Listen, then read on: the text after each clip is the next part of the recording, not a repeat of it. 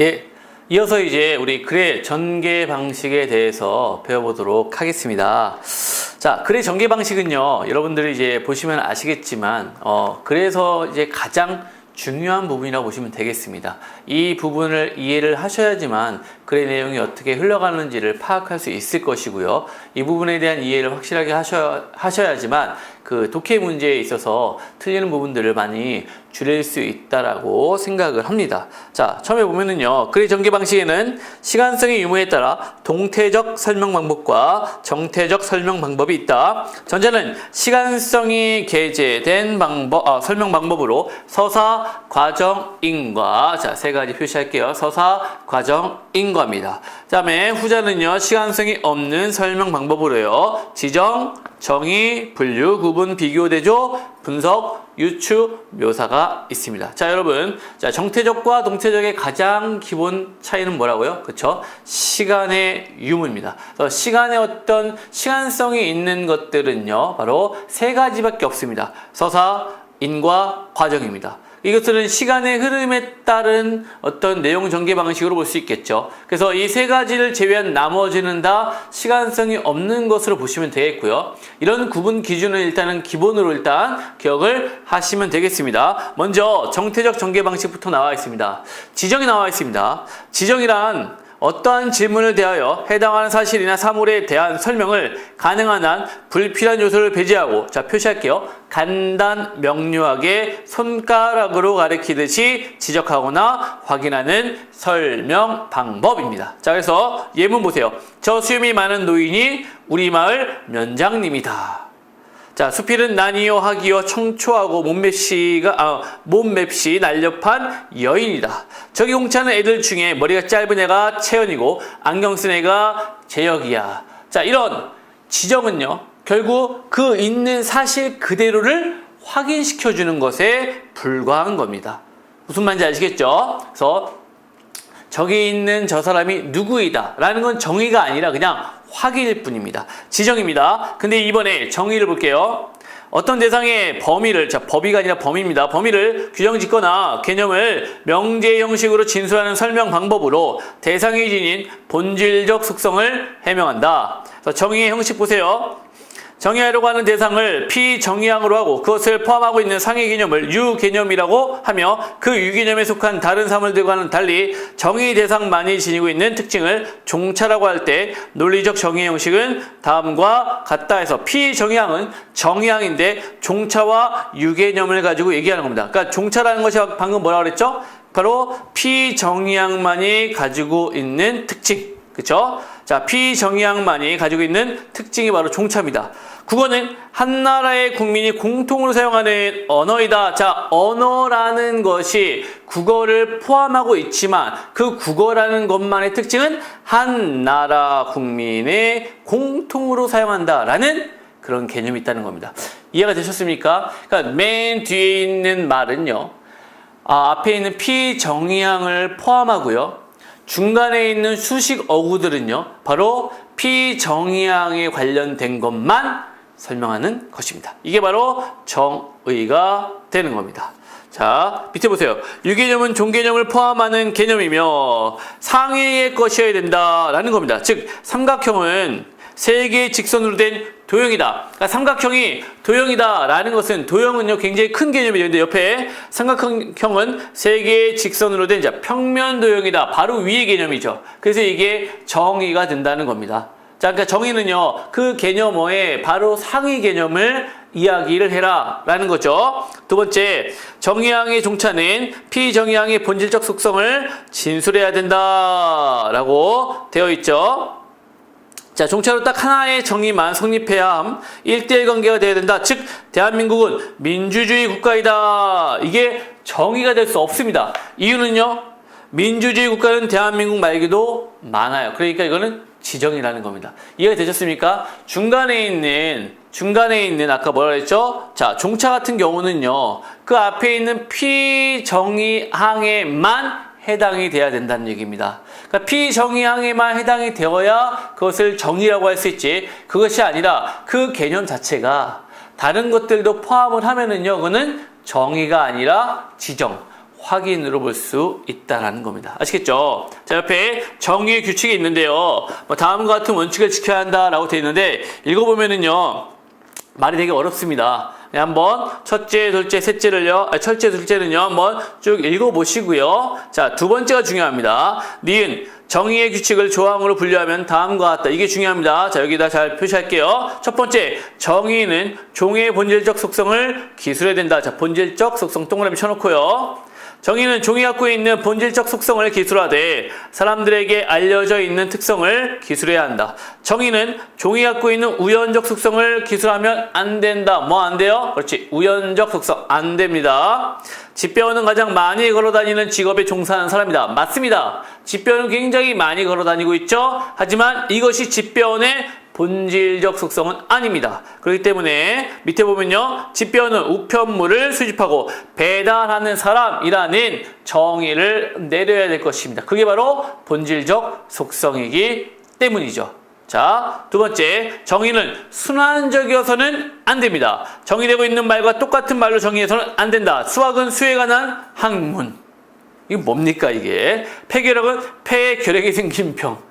앞에 있는 피정량의 뜻을 그대로 푸는, 즉 한자어의 뜻을 그대로 풀어내는 것은요, 이거는 정의로 볼 수가 없습니다. 이런 걸 이제 순환론이라고 얘기하는데 순환적인 거는 안 됩니다. 세 번째, 정의는 너무 넓어서도 안 되고 너무 좁아서도 안 됩니다. 자, 이게 참 제일 어려운 겁니다. 어느 정도가 좁은 건지 어느 정도가 넓은 건지에 대한 그 개념이 불분명하기 때문에 쉽지 않지만 어찌됐건 정의라는 것은요 굉장히 범위에 있어서 조금 딱 적당해야 된다라는 그런 개념을 우리가 이해를 할 수가 있습니다. 자, 너무 넓은 정의는 정의되는 개념 속에 포함될 수 없는 대상을 포함시키게 된다. 그리고 너무 좁은 정의는 그 개념 속에 포함시켜야 할 대상을 배제하는 결과를 가져온다. 무슨 말인지 알겠죠? 딱 그것만 설명할 수 있는 개념을 써야 된다는 얘기입니다. 그게 바로 정의의 개념입니다. 자, 뒤에 볼게요. 호라비는 혼자 사는 사람이라고 정의하는 것은요 너무 넓습니다. 이 정의는 혼자 사는 총각도 포함되고 있고요. 그리고 도둑은 돈을 훔치는 사람 정의하는 것은 너무 좁은 정의입니다. 이 정의는요 물건을 훔치는 도둑은 포함하고 있지 않기 때문입니다. 그렇죠? 그러니까 호라비라고 하는 것은요, 호라비, 과부 호라비는 일단은 결혼을 했다가 그 배우자와 사별한 사람들을 이야기하는 건데 혼자 지내는 남자를 다 호라비라고 정의를 해버리면은요 참 안타깝죠. 결혼하지도 않은 총각도 호라비가 되는 겁니다. 근데 약간 이제 호라비가 넓은 개념으로 쓰일 때는 있습니다. 아, 호라비 냄새나 라고 얘기하는데 그런 것들은 이제 혼자 사는 남자들의 냄새를 이제 호라비 냄새나 라고 이제 표현을 하거든요. 그럴 때는 이제 정의가 조금 넓어질 수 있지만 그것 외에 그 단어 자체의 개념으로 본다면은 호라비는 바로 부인을 잃은 이제 혼자 된 남자 이런 식으로 정의를 하는 것이 맞습니다. 자, 규칙 4 보세요. 정의는 애매모호하거나 비유적인 표현을 사용해서는 안 됩니다. 애매모호, 비유 안 됩니다. 자, 애매모호한 거 볼게요. 자, 중개인을 양쪽 사이에 다리를 놓아주는 사람. 양쪽 사이에 다리를 놓아주는 걸 중개인이라고 하는데 이때의 다리의 의미가요. 사람의 다리인지 그 다음에 그 교량인지 이런 것들에 대한 개념이 불분명하죠. 그러니까 애매모호한 겁니다. 그래서 이거는 중개인의 정의가 애매하게 되기 때문에 이렇게 쓰면 안 되는 거고요. 자, 그 다음에 알루미늄은 가벼운 금속, 가볍다의 개념 역시 불분명합니다. 그렇죠? 몇 그램 정도, 몇 킬로그램 정도 모르죠. 그렇죠? 그 개념이 바로 불분명하기 때문에 안 됩니다. 자, 밑에 마지막 건축물은 얼어붙은 음악. 자, 이거는 비유적 표현이죠. 비유 역시 이렇게 쓰면 안 됩니다. 비유는요 정의에 쓸 수가 없습니다. 그래서 규칙 네 번째, 애매모호하거나 비유적인 표현은 삼가야 된다. 자, 그 다음 다섯 번째, 긍정적인 정의가 가능한 경우에는요 부정적인 정의를 해서는 안 된다. 결국 정의는요 긍정적인 말로 풀어내는 것이 중요하다는 겁니다. 단 그 단어 자체에 부정적 의미를 가지고 있는 단어들은 어쩔 수 없습니다. 거기 보면 고아, 대머리, 총각, 몰상식 이런 것들은 어쩔 수 없고요. 그걸 제외하고 모든 것들은 웬만하면 긍정적으로 정해라. 밑에 과부가 남편이 없는 여자, 이거보다는요 과부란 남편을 잃은 여자 이렇게 정의를 하라는 겁니다. 자, 밑에 볼게요. 예문을 보세요. 창조를 흔히 무에서 유를 만들어내미라 한다. 무란 없습니다. 그러나 조금만 생각하여도 없음에는 우선 두 종류가 있음을 알 수 있다. 어떤 것을 막론하고 아무것도 완전히 없음을 의미하는 무가 하나요. 그와 달리 아무것도 없다는 것이 아니라 특정된 어떤 무엇을 없음을 의미하는 결여의 무가 또 하나다. 그리고 인간은 자기가 아닌 자와의 관계없이 생존할 수 없는 것이거니와 이 점을 두고서라도 인간이 하는 창조를 말하는 경우에는 이미 인간 자신이 있다는 사실을 전제하는 것이다. 자, 여기에서는요, 바로 창조의 개념을 가지고 이야기하고 있죠. 바로 뭡니까? 무에서 유를 만들어냄, 이런 정의를 하고 그에 대한 구체적인 설명이 나왔습니다. 자, 밑에는요, 이제 역시 자, 어떤 것을 정의하는지 한번 보실래요? 정보사회는 여러 가지 관점에서 규정되고 있다. 한 나라의 산업 구조에서 지식, 정보 산업을 포함하는 3차 산업의 취업 인구가 50%를 넘을 때 그 나라는 정보사회로 들어간다고 보는 사람들이 있다. 한편 땅이 제일 중요했던 농경사회 자본이 제일 중요한 산업사회를 거쳐 지식, 정보가 가장 중요시되는 사회가 정보사회라는 관점도 있다. 이렇게 본다면 정보사회라 이제 표시할게요. 지식, 정보의 생산, 처리, 저장, 전달이 가장 활발하고 중요해진 사회를 말한다. 자, 앞에 있는 다양한 관점들을 제시하고 그 관점에서 정보사회의 정의를 뽑아냈습니다. 그래서 맨 마지막 문장이 바로 정의에 해당된다라고 볼 수가 있겠죠.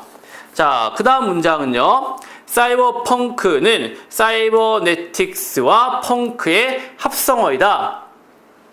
사이버네틱스는 배의 키를 잡은 사람이 의미하는 히라버였으나 미국의 수학자 로버트 위너가 1948년 그의 책 제목에 사용하면서 동물과 기계에서의 제어와 통신의 문제를 다루는 학문이라는 새로운 뜻을 부여하였다. 사이버네틱스에 의하여 인간과 기계를 하나의 공통 이론으로 설명하게 됨에 따라 인간의 뇌 기능을 인공의 정보 처리 장치로 본뜨는 연구가 시작되었다. 인공두뇌라 불리는 컴퓨터 개발이 본격화된 것이다. 한편 펑크는 반체제적인 태도의 깊은 뜻을 갖고 있으며 구체적으로는 펑크록을 의미한다. 펑크록은 1970년대 후반에 영국에서 일어난 반체제적인 음악이다. 사이버 펑크는 서로 어울리지 않는 두 낱말의 기묘한 짝짓기에서 알 수 있는 것처럼 컴퓨터로 대표되는 첨단 기술과 반체제적인 대중문화, 나아가서는 기계와 인간의 대등한 융합을 시도하는 데 비롯된 새로운 형태의 반문화이다. 컴퓨터에 대한 심취와 컴퓨터를 사용하는 기성세대의 가치관에 대한 경멸적인 태도가 뒤범벅된 반문화라 할 수 있다. 결국 사이버펑크라는 것의 정의는 결국 무엇이었습니까? 사이버펑크라는 것의 정의는요, 결국 어디 나왔습니까? 일단 네 번째 줄에 동물과 기계에서 제어와 통신의 문제를 다루는 학문이라는 그런 개념도 있고요. 이것은요, 다섯 번째 줄에 자, 다섯 번째 줄에 보면은 그 연구의 결과를 이야기했고요. 자, 사이버네틱스와 그 다음에 펑크의 개념을 가지고 이야기해서요. 밑에서 다섯 번째 줄, 컴퓨터로 대표되는 최첨단 기술과 반체적인 대중문화, 나아가서는 기계와 인간의 대등한 융합을 시도한다라는 것이 바로 정의가 되겠습니다. 참 어렵지만요. 개념어들을 설명해서 그 개념어들이 어떻게 합성되고 그것이 어떤 정의를 내리는지에 대해서 설명한 글이라고 볼 수 있습니다. 자, 이제 세 번째는 분류입니다. 자, 그럼 일단은 우리가 배운 게 지금 확인과 정의였습니다. 그럼 이런 확인과 정의를 어떻게 구분을 짓느냐, 잠깐 앞에를 볼게요. 99페이지 보면은요, 지정과 정의의 구별이 나와 있습니다. 오른쪽에 보세요. 지정은 단순한 사실 확인이나 현상적 특징의 해명에 이용되나 정의는 대상의 본질을 해명하는 데 활용한다. 자, 다시 한번. 지정은요, 단순한 사실 확인입니다. 또는 현상적 특징의 해명입니다. 하지만 정의는요, 대상의 본질을 해명하는 겁니다. 그래서 확인은요, 종차 개념이 없어요. 정의항과 피정의항 간의 영문장도 안 돼요. 하지만 정의는 종차 개념도 있고 영문장도 성립이 됩니다. 그래서 인간은 동물이다, 동물은 인간이다 안 되죠. 그래서 이거는 확인입니다. 인간은 이성적 동물이다. 이성적이 바로 종차 개념이죠. 그래서 이성적 동물은 인간이다. 이것도 같이 성립이 되기 때문에 얘는 정의가 되는 겁니다. 여러분들 정의와 확인의 개념은 이겁니다. 결국 중간에 종차 개념이 있냐 없냐. 종차 아까 뭐라 그랬죠? 그쵸? 그 피정의항만이 가지고 있는 고유한 성질이라고 했습니다. 그것을 가지고 있느냐 없느냐에 따라 바로 지정과 또는 정의가 구분이 되는 겁니다. 자, 어렵겠지만 이것들을 잘 확인하시고요. 시험에 나오는 건 지정보다는 무엇이요? 그렇죠. 정의가 더 많이 나옵니다. 정의에 대해서 좀 더 공부를 많이 해두시기 바랍니다. 자, 세 번째는요. 분류에 들어갑니다. 자, 분류는 이제 분석이랑 여러분들이 같이 구분을 지어야 됩니다. 분류 보세요. 정의가 개념의 내포를 밝히는 것이라면 분류란 개념의 외연을 밝히는 논리적 방법이다. 분류는 분류의 모항, 분류의 장, 분류의 근거로 구성된다. 분류되는 개념을 분류의 모항이라 하고요. 모항에서 분류되어 나온 종개념을 분류의 장이라 하고요. 분류의 기준이 되는 속성을 분류의 근거라 한다. 자, 말이 뭐 이렇게 여러 개 어렵지만 가장 쉽게 얘기하면요. 분류는요. 상위 개념을 하위 개념으로 나눈다. 이렇게 쉽게 설명하면 되겠습니다. 자, 보세요. 학교, 이거는요. 초등학교, 중학교, 고등학교, 대학교. 가능하죠? 자, 이렇게 초등학교, 중학교, 고등학교, 대학교가 자, 지금 학교라는 모항이 있고요. 초등학교, 중학교, 고등학교, 대학교가 자항, 그 밑에 있는 건데 이 근거가 중요하거든요. 바로 교육의 수준이 높고 낮음이라는 그 근거로 나눌 수가 있다는 겁니다. 이게 분류예요. 분류는 결국 상위 개념과 하위 개념으로 나눈다. 이거를 반드시 기억하셔야 됩니다. 근데 밑에 보면은요. 분류의 규칙이 나옵니다. 여기에 어긋나면 우리가 분류라고 보지 않습니다. 자항의 총합이 모항과 같아야 합니다. 즉 구분의 방법을 통해 얻어진 자항의 외연의 총합이 모항의 외연과 같아야 하며 많거나 적어서는 안 된다. 이를 위반하면 불완전한 구분 또는 자항이 많은 구분의 오류를 범하게 된다. 자, 예를 보면요. 학교는요. 초등학교, 중학교, 고등학교. 자, 왜요? 대학교가 빠졌죠. 그렇기 때문에 불완전한 구분으로 보는 겁니다. 자항들은 서로 배타적이어야 됩니다. 이를 위반하면 자항 불배제의 논리적 오류를 범한다. 즉 학교는 초등학교, 중등학교, 고등학교 할 때 중등학교는 중학교와 고등학교를 포함하는 단어입니다. 그렇기 때문에 이런 말은 하면 안 되는 거죠. 이게 분류가 되지 않는다는 겁니다. 그래서요. 얘는 논리적인 오류 때문에 분류가 되지 않습니다. 참 어렵죠. 쉽지 않은 겁니다. 그러니까 분류라는 것을요. 상위 개념을 가지고 딱 나눌 때 밑에 있는 하위 개념들이 이 상위 개념 안에 꽉 차야 되는 겁니다. 많아도 안 되고요. 적어도 안 된다는 거죠. 근데 사실 글을 쓰다 보면은요. 그 모든 것을 꽉 채우지 않을 때도 있습니다. 첫째, 둘째, 셋째 해가지고 넷째, 다섯째도 있는데 그럼 빼고요. 셋째까지만 얘기할 때도 있습니다. 근데 그걸 우리는 분류라고 하지 않느냐? 그렇진 않아요. 그러니까 그것을 일단은 뒤에 건 있지만 얘기하지 않았다는 전제로 이제 분류라고 취급을 합니다. 그래서 우리는 분류 나올 때는요. 첫째, 둘째, 셋째, 우선, 다음, 마지막으로 이런 단어들에 좀 집중을 하셔야 됩니다. 근데 이런 단어들을 쓰는 것이 또 하나 있습니다. 자, 다음 페이지를 보면은요. 이제 4번에 분석이라고 나옵니다. 그것이 바로 또 그런 식의 접속사들을 씁니다. 자, 그러면 일단 우리 디귿을 다시 한번 볼게요. 분류의 근거는 동일해야 된다. 즉 하나의 분류에서는 오직 하나의 기준만을 사용해야 한다. 이를 위반하면 근거를 혼동하는 논리적 오류를 범하게 됩니다. 그래서 전쟁은요. 이념전쟁, 대리전쟁, 국지전쟁인데 얘는 원인, 주체, 범위의 세 가지 기준, 그러니까 기준이 너무나 많다라는 거죠. 이러면은 분류가 안 됩니다. 두 번째, 전쟁은 종교전쟁, 자원전쟁, 인종전쟁. 종교 때문에, 자원 때문에, 인종 때문에, 즉 원인별로 나누었기 때문에 얘는 분류입니다. 전쟁은 재래식 전쟁, 색전쟁, 무역전쟁. 재래식 전쟁 중에 무역전쟁이 포함되기 때문에 얘는 분류로 보지 않습니다. 자, 이런 것들이 분류를 할 때 조심해야 될 내용들입니다. 자, 밑에 있는 거 한번 볼게요. 첫 번째 예문, 현악기 계통의 악기는 흔히 두 가지로 부류가 아니라 분류됩니다. 두 가지 부류네요. 죄송합니다. 두 가지 부류로 구분됩니다. 찰, 현, 악기 동그라미, 자, 안, 현, 악기 동그라미. 자, 두 가지 부류로 나눴습니다. 서양의 바이올린이나 우리나라의 해금같이 활로 악기의 줄을 마찰해서 소리를 내는 것이 어떤 악기요? 찰, 현 악기입니다. 그 다음에 서양의 하프나 우리의 검은 것처럼 악기의 줄을 손가락으로 퉁기거나 뜯어서 소리를 내는 것이 후자, 안현 악기입니다. 결국 분류의 개념을 통해서 두 가지, 그쵸? 현악기 계통의 악기를요, 찰, 현악기와 안, 현악기로 분류한 겁니다. 그쵸? 그러니까 현악기라는 건 이 두 가지만 있다는 얘기죠. 종류가. 그리고 그 안에 또 다른 현악기, 찰현악기의 종류를 쫙 얘기해야 되겠죠.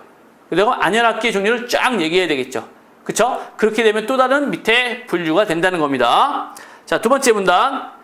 두 번째 글요. 역사적으로 살펴보면 평등의 이상을 추구하는 과정에서 나온 프로그램들은 4차원으로 나뉠 수 있다. 자, 4차원. 첫째, 자, 법적 평등. 두 번째, 정치적 평등. 세 번째, 경제적 기회의 평등. 네 번째, 경제적 결과의 평등. 이렇게입니다. 그 네 가지가 바로 뭡니까? 평등의 이상을 추구하는 과정에서 나온 자, 프로그램들입니다. 그래서 네 가지를 적절하게 나누었기 때문에는 분류에 해당이 되겠습니다. 세 번째, 유배형 중에는 왕족이나 고위 관료들에 한해 유배 지역 내에 일정한 장소를 지정하고 그곳에 유폐시키는 안치와 주위에 가시가 있는 탱자나무를 심고 그곳 밖으로 나오지 못하도록 한 위리 안치도 있었다. 자, 따라서 위리 안치 시킬 경우 주로 탱자나무가 많은 남쪽 섬 지역으로 보냈다. 경종 때 이민옥사가 발생하여 영의정 김창집이 거제도에 영부사 이명이 남해 판부사 조태채가 진도에 가까 위리 안치된 것이 한 예이다. 맨 마지막은 이제 구체적인 사례이기 때문에 예시라는데, 자, 유배형을 안치와 위리 안치로 분류한 겁니다. 그렇죠? 그래서 유배를요 두 가지의 종류로 나눴다는 걸 기억을 하시면 돼요. 그러니까 사실 그 위리안치 같은 경우는 어떻게 보면은 나무 안에 그 안에 있는 집에서만 있어야 되기 때문에 이게 지금의 어떤 교도소의 형태로 비슷하게 볼 수 있어요.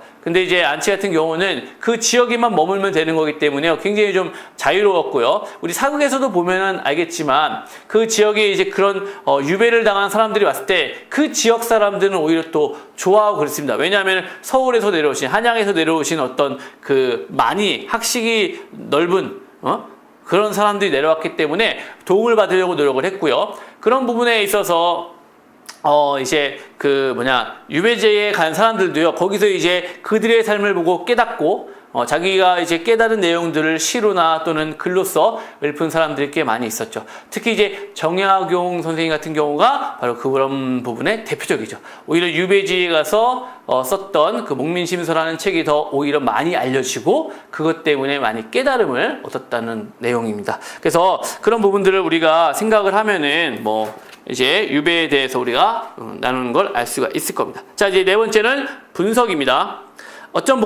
어떤 복잡한 대상이나 관념을 구성 요소들로 나누어 설명하는 방식입니다. 자, 나눈다는 점에서는 구분과 같으나 분석은 유기적으로 조직되어 있는 대상으로 나눈다는 점이 특징적입니다. 그러니까 이거는 분석과 구분을 우리가 좀 나누거든요. 하지만 거의 나눌 필요가 없다고 보시면 됩니다. 거의 지금 같은 개념으로 취급을 해서 이야기를 많이 하니까 그걸 기억을 하시고요. 분석이라는 건 결국 분류와는 차이가 있는데, 분류라는 건 제가 아까 뭐라 그랬죠? 상위 개념을 하위 개념으로 나누는 거라고 얘기했죠? 근데 분석이라는 것은요, 하나의 대상을 잘게 쪼개는 겁니다. 하나의 대상을 잘게 쪼개는 거예요. 자, 사과에는요, 부사, 홍옥, 인도 사과, 이런 식으로 사과의 종류를 나열해. 이건 뭐가 되는 거예요? 이거는 분류가 됩니다. 하지만 사과는 껍질, 속살, 씨로 이루어져 있다. 이거는 분석이 되는 거예요. 그러니까 한 대상을 잘게 쪼개는 방식이 바로 분석입니다.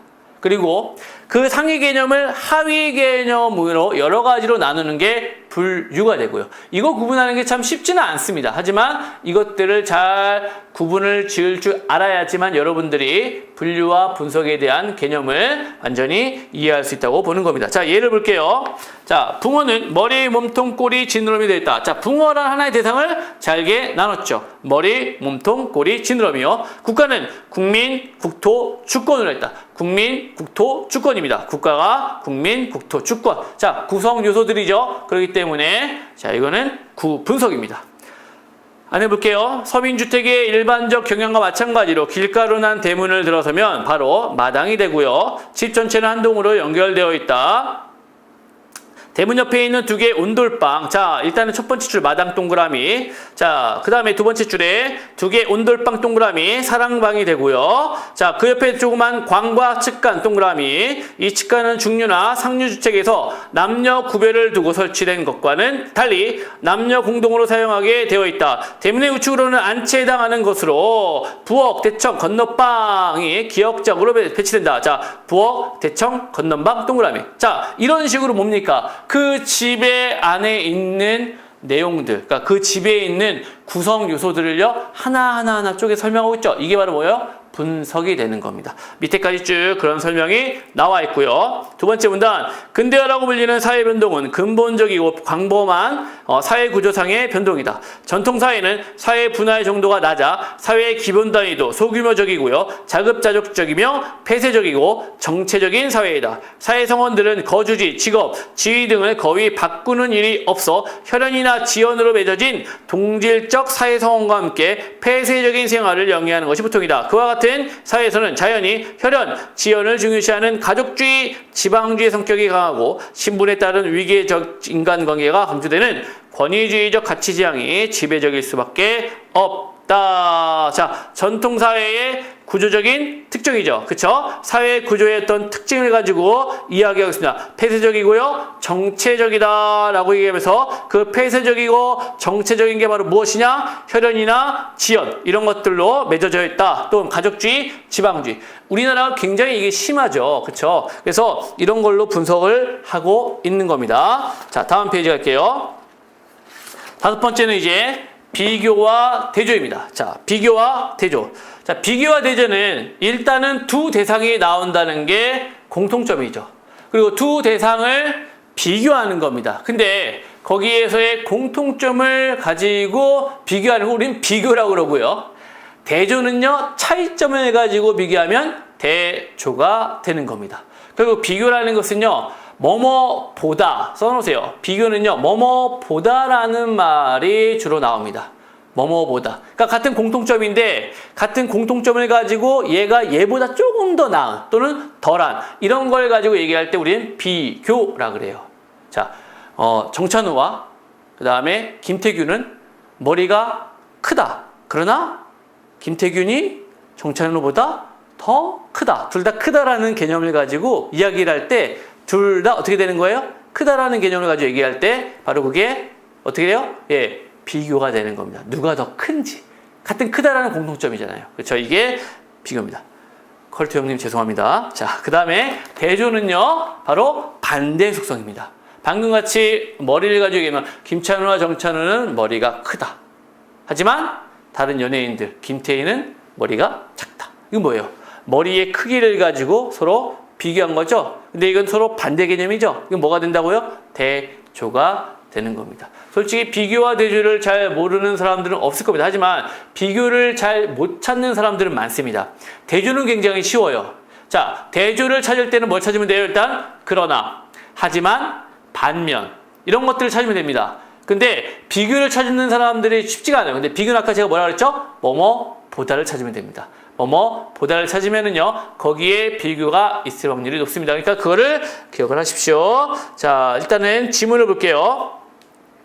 이인직의 혈연우와 안국선의 금수회의록은 두 작품 모두 개화기라는 시대적 배경을 갖기는 하지만 그 시대를 이해하는 방식에서 큰 차이를 보인다. 먼저 혈연우는 문명개화와 신교육 사상이 그 핵심을 이루고 있는 계몽소설이라 한다. 반면 자, 금수회의록은 자, 반면이에요. 그냥 면이 아니라 반면 한다면 죄송합니다. 자꾸 이게 제가 글씨를 잘 못 읽네요. 계몽소설이라 한다면, 한다면, 금수의록은 국권수호와 자주의식을 고취하면서 당대의 모순된 사회현실을 비판하는 정치적 색채를 강하게 띠는 풍자소설이라 하겠다. 자, 두 소설이 가지고 있는 차이죠. 어떤 차이입니까? 자, 그 시대를 이해하는 방식의 차이라고 나와 있습니다. 한 소설은요, 바로 계몽소설이라면 다른 한 소설은 풍자소설입니다. 결국 목적에 어떤 차이가 있다는 얘기죠. 계몽소설이라는 것은 그 당시에 사는 사람들을 깨우치기 위함이고요. 그 다음에 여기서 말하는 풍자소설은 바로 비판하기 위함입니다. 목적 자체가 다른 거죠.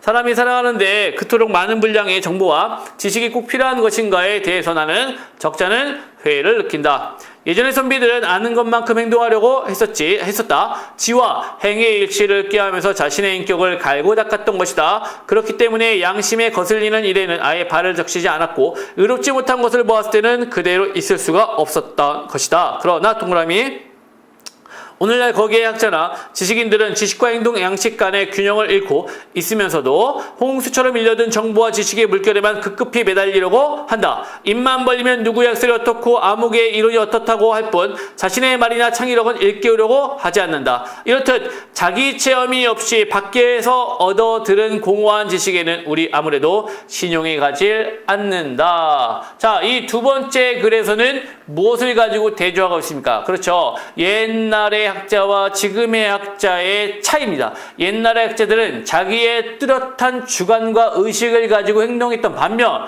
요즘의 학자들은요, 남의 이론, 남의 학식만 가져다 볼 뿐 자기 이론이 없다라는 것을 이야기하고 있죠. 맞는 말 같죠? 네. 두 번째 글입니다. 동명왕편은 동명왕이라는 한 사람의 창국의 영웅을 찬미한 시였음에 대하여 제왕운기는 동국군왕, 개국연대, 본조군왕, 세계연대라 하여 하나의 중심 인물이 있는 것이 아니고 단국, 개국으로부터 작가 자신의 시대까지를 포함한 민족의 전 역사 기간의 중요 사실을 서술한 것이다. 이제 여기 두 작품에서 동명왕편을 영웅시 그리고 제왕운기를 역사라고 불러둔다. 그래서 동명왕편과 제왕운기의 차이점에 대해서 얘기하는 겁니다. 세 번째는요, 동양적 인간관계의 밑바탕에는 감성의 가치를 중시하는 가치관이 깔려있다. 서양적 인간관계의 밑바탕에는 이성적 사고에 대한 신뢰가 흐르고 있다. 끝났죠. 동양적은 감성, 서양적은 이성. 이 두 가지를 가지고 뭐 하는 겁니까? 대조하고 있는 겁니다. 그리고 자, 다섯 번째 줄에 그러나 동그라미 이런 관계 속에서는 정서적으로 그만큼 흐뭇함과 따뜻함을 체험할 수 있다. 이와 달리 논리를 따져 행동할 때에는 인간 사이의 관계가 투명하며 효율적일 수도 있고 개성도 존중할 수 있다. 그러나 그만큼 차갑고 삭막한 관계가 되기 쉽다라는, 자, 이와 달리라는 단어도 동그라미. 그러나 이와 달리 이런 것들은 앞 문장과 무엇요? 대조. 앞문장과 대조의 관계를 취하고 있다는 걸 아시면 되겠습니다. 자, 여섯 번째 유추 별표를 칠게요. 제일 어렵습니다. 사실 유추를 구분하는 게요, 쉽다고는 하지만 또 만약에 고르라 그러면요, 대다수는 그냥 비유요 이렇게만 얘기하지 그것이 유추의 과정이라는 것까지 생각을 못할 때가 많이 있다는 겁니다. 자, 어렵거나 복잡한 대상을 독자가 잘 아는 대상과 비교해서 설명하는 방식입니다. 그 비교의 대상을 이야기할 때 그걸 비유적으로 쓰기 때문에 이걸 비유로만 많이 안다는 거죠. 자, 인생을 마라톤에 비유하여 설명하는 거. 그 다음에 인체의 순환기 장애를 도로교통 정체 현상에 비유하여 설명한다. 즉, 비유를 통한 추론, 유비, 추론, 유추입니다. 여러분들이 이제 유추를 할 때는 항상 뭐뭐라고 할 수 있듯이 뭐뭐라고 한다라는 것은 대다수가 이게 비유도 되지만 이게 유추의 과정이라는 것을 생각하시면 되겠습니다. 자, 밑에 볼게요. 지구와 화성은 비슷한 점이 많다. 둘은 태양계 혹성으로 자 태양으로부터 거리가 비슷하고 태양을 중심으로 공전, 자전하고 있는 점이 같다. 그런데 지구에는 물과 공기가 있고 생물이 있다. 그러므로 화성에도 물과 공기가 있고 생물이 존재할 가능성이 있다. 미생물을 실험실에서 배양할 때 어느 때까지 잘 자라다가 일정 시간이 지나면 먹이 고갈과 노폐물의 축적으로 성장을 멈추고 끝내는 사멸한다는 것은 익히 알려진 바이다.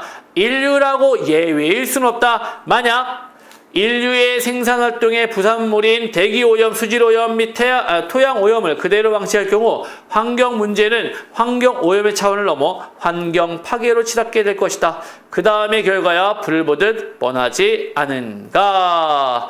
자, 미생물의 어떤 생활 패턴을 가지고 우리 인류의 생활 패턴을 추론하는 거죠. 그렇죠? 미생물도 결국에는 사멸하는 것처럼 우리 인간도요 제대로 하지 않으면 죽을 수 있다라는 게 바로 유추가 되는 겁니다. 아시겠죠? 바로 유추의 방법이 그런 겁니다. 그러니까 우리 어떤 말을 할 때 적절한 비유를 잘 하는 사람들이 그 독자나 또는 청중의 공감을 잘 얻게 되죠. 그러니까 이런 유추의 과정을 잘 쓰는 사람들이요 이제 어떤 청중의 마음을 잘 사로잡는 그런 비법입니다. 그래서 유추를 여러분들이 잘 파악할 줄 알면은요, 글을 읽을 때 굉장히 좀 많은 도움이 될 겁니다. 잘 보십시오. 자, 그 다음 7번의 예시. 제일 쉽죠, 이거는요. 자, 되게 쉽습니다. 구체적이고 특수한 사상을 들어 추상적, 일반적인 것을 설명하는 방식. 자, 한국어에는 한국인의 정신이, 중국어에는 중국인의 정신이 깃들어 있다. 이처럼 모든 언어는 그 언어를 사용하는 민족의 혼이 나타나게 된다. 한국인의 정신, 중국인의 정신 이런 것들. 문학은 삼라만상, 인간만사를 반영하는 서울이라는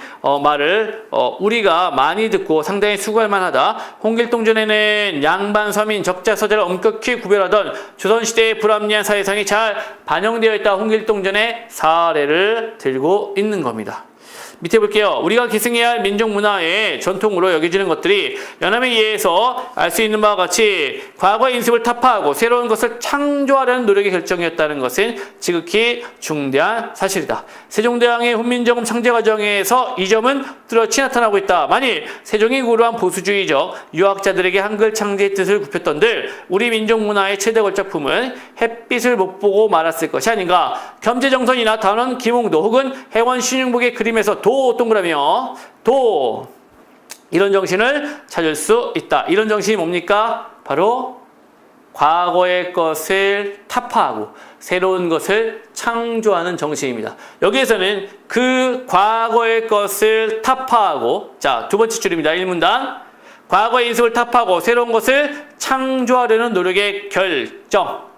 이걸 우리는 전통이라고 한다는 건데 이 전통의 구체적인 사례 첫 번째 연암 박지원, 두 번째 세종대왕의 훈민정음, 세 번째가요 겸재정선, 단원 김홍도, 해원 신윤복 그림. 이 세 가지로 우리가 나눈 겁니다.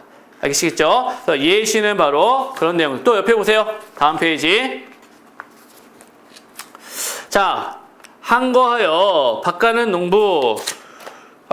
조선시대 화풍에 한거하여 밭가는 농부, 대장간 풍경, 서당의 모습, 씨름하는 광경, 그네 뛰는 안악내 등 현실 생활에서 제재를 취한 풍속화를 대담하게 그렸다. 이것은 당시에 있어서는 혁명과도 같은 사실이었다. 그러나 오늘날에는 이들의 그림이 민족 문화의 훌륭한 유산으로 생각되고 있는 것이다. 요컨대 동그라미 요약하는 겁니다. 우리 민족 문화의 전통은 부단한 창조활동 속에서 이어온 것이다. 따라서 우리가 계승해야 할 민족 문화의 전통은 형성화된 물건에서 받은 것도 있지만 한편 창조적 정신 그 자체에도 있는 것이다. 창조적 정신 동그라미. 그리고 민족 문화의 전통을요 창조적 정신으로 보는 글의 견해였고요. 구체적인 사례로 세 가지 연암, 그 다음에 세종대왕의 훈민정음, 그 다음에 정선, 신윤복, 김홍도의 그림에서 나타나게 되는 겁니다. 자, 그럼 이제 우리 하나만 써놓을게요. 예시를 나타내는 말 제일 많은 게 바로 뭡니까?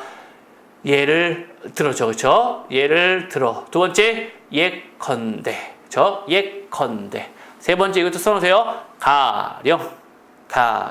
세 가지 예를 들어, 예컨대, 가령 이런 말이 나온다면 그 뒤는 무조건 뭡니까? 예시가 되는 겁니다. 예시를 찾는 방법 중에 하나입니다. 이 단어들을 기억을 하십시오. 자, 이제 두 번째는 이제 동태적 전개 방식. 자, 동태적은 아까 뭐라 그랬죠? 그렇죠. 시간성이 있는 설명 방식이라고 얘기했습니다. 시간성이 있는 설명 방식. 첫 번째 서사. 우리 지난 시간에 배웠었습니다. 서사라는 건 바로 시간의 흐름에 따른 이야기의 전개 방식을 우리는 서사라고 합니다. 개념. 시간의 흐름에 따라 전개되는 사건의 경과를 설명하는 방식으로 무엇에 초점을 맞춘다. 무엇에 초점을 맞춘다. 표시해놓고요. 서사의 3요소 행동, 시간, 의미입니다.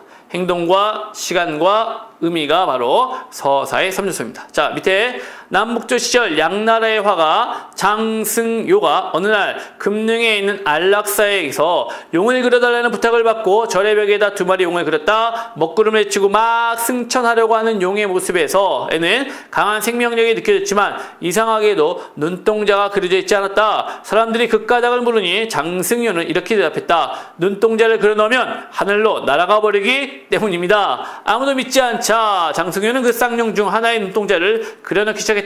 그러자 갑자기 내성이 일면서 용 한 마리가 하늘로 올라가고 말았다. 그래서 눈동자를 그려넣지 않은 한 마리의 용만 벽에 남아있다. 이걸 우리는 활용정점이라는 고사성어에서 유래를 찾아내는 거죠. 이걸 바로 서사적, 하나의 이야기가 시간의 흐름에 따라 계속 구성이 되고 있죠. 이걸 서사라고 합니다. 자, 옆에 볼게요.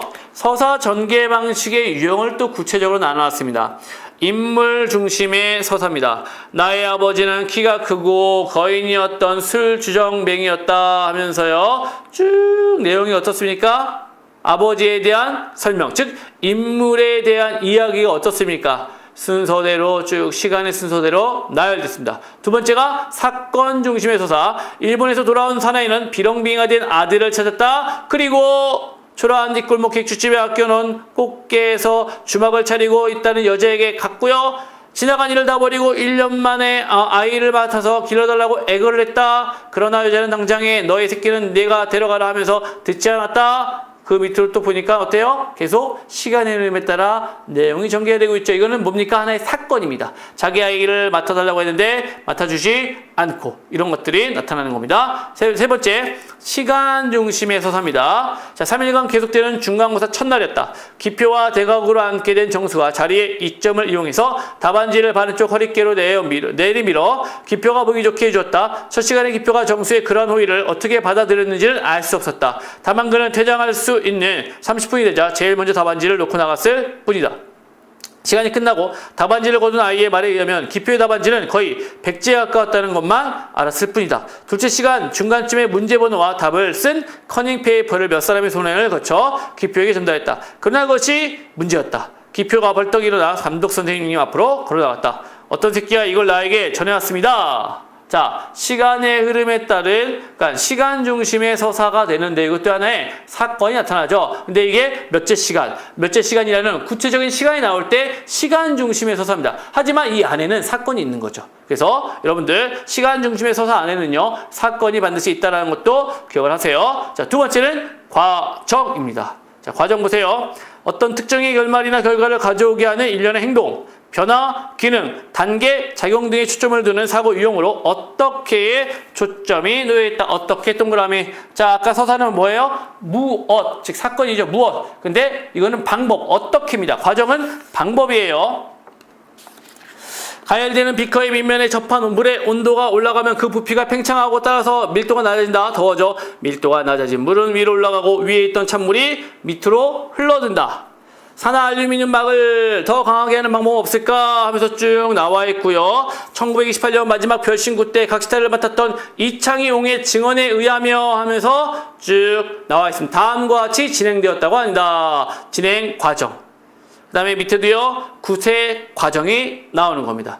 자, 여러분, 과정은 옆에다 써놓을게요. 과정은요, 주로 어디서 많이 나오냐면요, 독해 지문에서도요, 자, 과학이나 기술 지문에서 많이 나옵니다. 과학 기술 지문에서 바로 이런 과정에 대한 설명들이 많이 나오는데 그 이유는 그 과학 기술에는 어떤 순서, 이런 게 나오잖아요. 그래서 그걸 가지고 문제를 많이 많이 만들어내는 겁니다. 그러니까 여러분들이 이거를 기억하시고요. 과학기술 지문에서는 과정이 많이 나온다는 걸 생각하고 그 부분에서 시험 문제가 집중된다는 거를 한번 나중에 확인을 해드리겠습니다. 세 번째는 인과입니다. 자, 인과 옆에 써놓으세요. 원인과 결과죠. 이건 너무나 여러분들이 쉽게 구분할 수 있겠습니다. 자, 왜 그것이 일어났는가? 그것의 결과가 무엇인가? 어떻게 그것이 다른 것과 관련되느냐 등에 관한 질문에 답하는 형태의 상호작용에 관한 원리라고 할 수 있다. 왜 동그라미? 왜에 초점을 맞추는 겁니다. 그래서 인과의 이해 한번 보세요. 선생은 체력이 강인하고 천성이 부지런하셨다. 그래서 한편으로는 밤을 새워 공부를 하여 훌륭한 저서를 많이 남겼고 한편으로는 지치지 않고 열심히 일을 하여 농장도 훌륭히 꾸려나갔다. 원인, 결과 나와 있죠. 체력이 강인하고 부지런하셨기 때문에 뭐라고요? 공부도 해서 저서도 남기고 그 다음에 일도 하여 농장도 훌륭히 꾸려 나간 겁니다. 그 밑에 있는 사례 역시 다 여러분들 인과의 과정이니까 한번 쫙 보시기 바랍니다. 자, 그 다음에 뒤에 110페이지 이제 일반적 진술과 구체적인 진술이 있습니다. 자, 일반적 진술은 구체적인 사실을 포괄하여 추상적 개념으로 설명하는 방법입니다. 일정한 문단 내의 소주제문을 이루는 경우가 많습니다. 그 다음에 구체적 진술은요, 구체적 사례를 들어 주제의 근거를 제시하는 거 아시겠죠? 상세화, 예시, 이유제시, 비유, 인용 이런 것들을 우리는 구체적 진술 이렇게 이야기합니다. 자, 거기서 이제 상세화가 구체적인 사례를 내거나 상세히 풀어서 밝히는 걸 우리는 상세화. 두 번째, 예시는 구체적 사례. 세 번째, 이유제시는 이유를 들어 설명하는 겁니다. 네 번째는 당연히 비유고요. 다섯 번째, 인용 보세요.